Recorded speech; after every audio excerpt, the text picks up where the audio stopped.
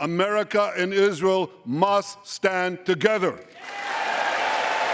Speaking to a joint meeting of Congress, Israeli Prime Minister Benjamin Netanyahu on Wednesday urged the United States to keep standing with Israel as it works to secure the release of hostages held by Hamas and defend against attacks by other Iranian proxies. I think there was a lot in there for the White House to like.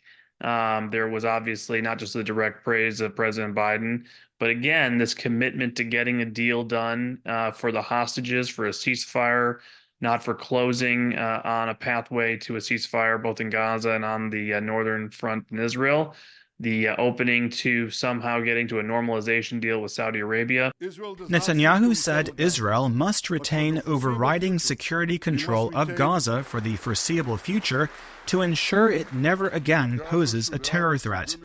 The Biden administration opposes a long-term Israeli troop presence in Gaza, seeing that as inconsistent with its goal of helping Palestinians to achieve independence as part of a two-state solution to their conflict with Israel. Unfortunately, Prime Minister Benjamin Netanyahu continues to demonstrate, as he did yesterday, that he is not on board with that vision.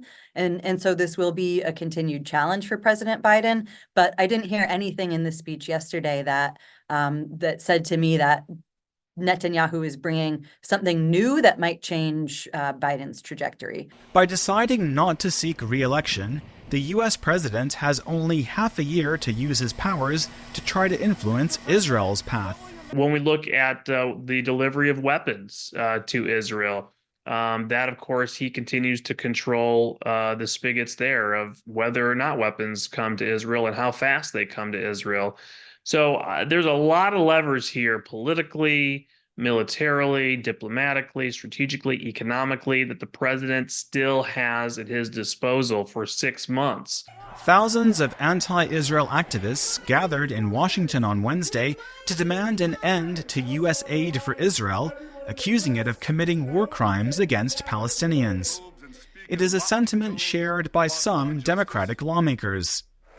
Dozens of others gave Netanyahu's speech lukewarm applause or boycotted it in a sign of sharpening divisions among Democrats on Israel. There are some pretty serious concerns about how Israel has used U.S. taxpayer-funded weapons in its war in Gaza. Again, that's not going to jeopardize support for Israel's defense, but I do think it's made many lawmakers, particularly Democratic lawmakers, think twice about how quickly and how much continued additional support they might provide.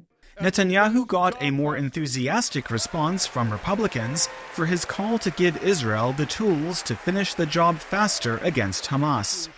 It is not clear whether he will get them by the end of Biden's term. Michael Lippin, VOA News, Washington.